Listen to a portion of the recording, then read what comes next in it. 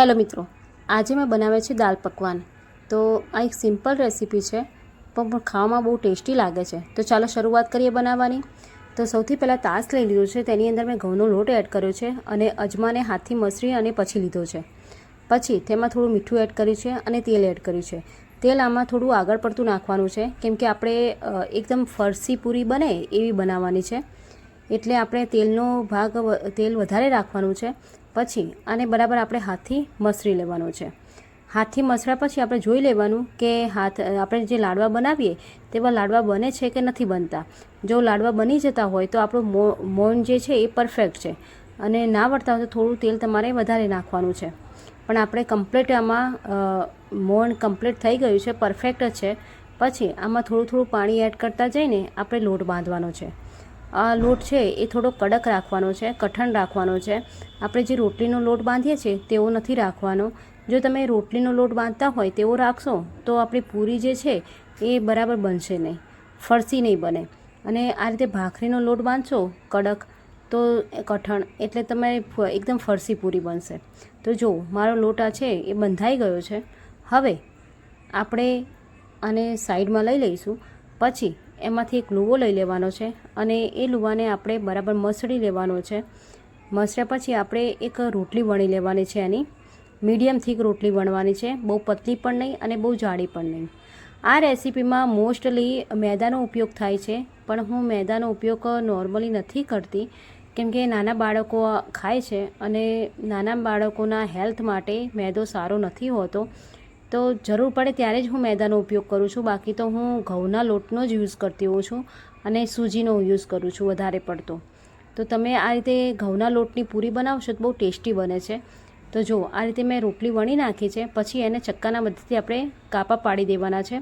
કાપા પાડવાનું કારણ એ છે કે આ રોટલી જે છે તળશો તો એ ફૂલશે નહીં, ફૂલશે તો તમારી ફરસી પૂરી કમ્પ્લીટ નહીં થાય, એટલે આ રીતે આપણે કાપા પાડી દેવાના છે। પછી એક ઢાંકણના મદદથી આપણે આ રીતે શેપ પાડી દેવાનો છે। તમે એમને પણ કરી શકો છો, પણ આ રીતે શેપ પાડશો તો તમારા જે પકવાન છે પરફેક્ટ એક જેવા જ બનશે અને દેખાવ એનો જે લુક છે એ બહુ મસ્ત આવશે। હવે જો આપણે તેલ ગરમ કરવા માટે મૂકી દીધું હતું, હવે તેલ ગરમ થઈ ગયું છે એટલે આપણે પકવાન એમાં એડ કરી દઈશું અને આને ધીમા તાપે આપણે તળવા દઈશું। અને આ જો આ રીતે ઝારાને મદદથી આપણે એને દબાવીને આપણે આ રીતે તળવાનો છે, જેથી ઉપર પણ તેલ આવી જાય અને અંદરથી આપણે જે પૂરી છે એ કાચી ના રહે। અને તેલ જે ગેસની ફ્લેમ છે એ મીડિયમ જ રાખવાની છે, બહુ હાઈ ફ્લેમ નથી રાખવાની, નહીં તો શું થશે કે આપણી પૂરીનો જે રંગ છે એ રંગ ચેન્જ થઈ જશે અને ઉપરથી ક્રિસ્પી થશે, અંદરથી કાચી રહી જશે, કેમ કે આને આપણે બંને બાજુથી ફરસી પૂરી બનાવવાની છે। આ રીતે આપણે જો આપણી પૂરી તૈયાર થઈ ગઈ છે એ રીતે આપણે બીજી પૂરીઓ પણ તળી દઈશું।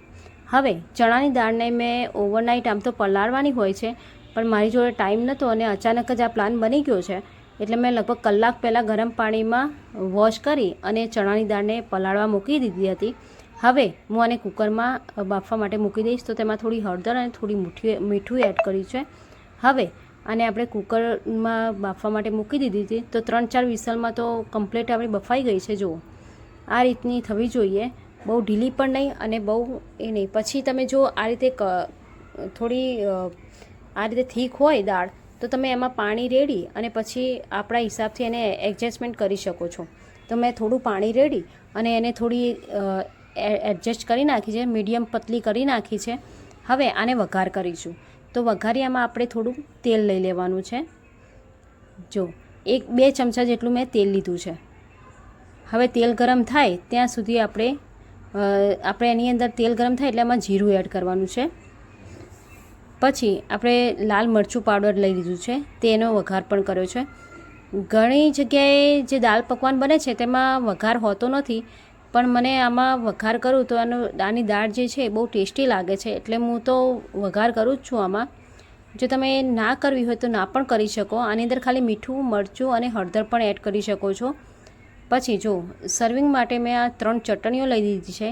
ટામેટાં છે, 3 ચટણી છે, ગ્રીન આંબલીની ચટણી અને લસણની ચટણી, ટામેટાં, ડુંગળી, કોથમીર અને જે આપણે ચણાની દાળનો માવો બનાવ્યો છે તે, હવે જો આપણે આ રીતે પકવાન લઈ લેવાનું છે. પકવાન લઈ લીધા પછી તેને દબાવી અને એની ઉપર આપણે જે ચણાની દાળનું મિશ્રણ તૈયાર કર્યું હતું એ આમાં એડ કરી દેવાનું છે. જો આ રીતે દરેક પકવાન ઉપર સ્પ્રિંકલ કરી દેવાનું છે બરાબર આપણે.